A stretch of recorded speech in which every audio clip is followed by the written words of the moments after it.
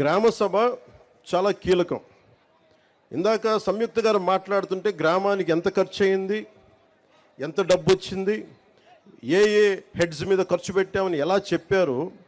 అన్ని ఇది మీకు తెలిసి ఈ రోజున ఈ గ్రామ సభ కనుక మైసూరావారిపల్లి సమస్య, మైసూరావారిపల్లి గ్రామం ఖర్చులు రాష్ట్రమే కాదు ప్రపంచంలోనే ఎక్కడ తెలుగువాడున్నా వాళ్ళకి అర్థమవుతుంది.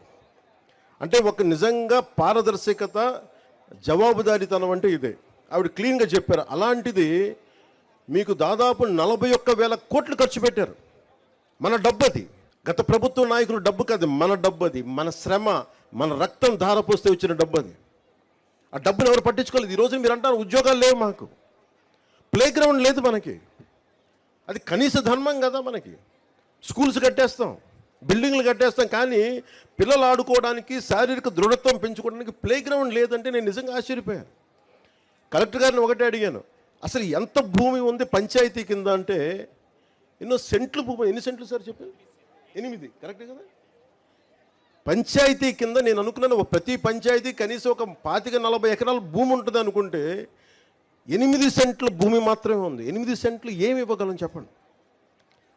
బిల్డింగ్లు కట్టుకోవడానికి కనీసం ఒక దాదాపు ఎంతది 8 సెంట్లు ఎన్ని గజాలు? 450 గజాలు మాత్రమే మనకి ప్రభుత్వ స్థలం ఉంది రైల్వే కోడూరులో. ప్లే గ్రౌండ్ నుంచి ఎక్కడి నుంచి తెస్తాం? హాస్పిటల్ కావాలంటే ఎక్కడి నుంచి తెస్తాం?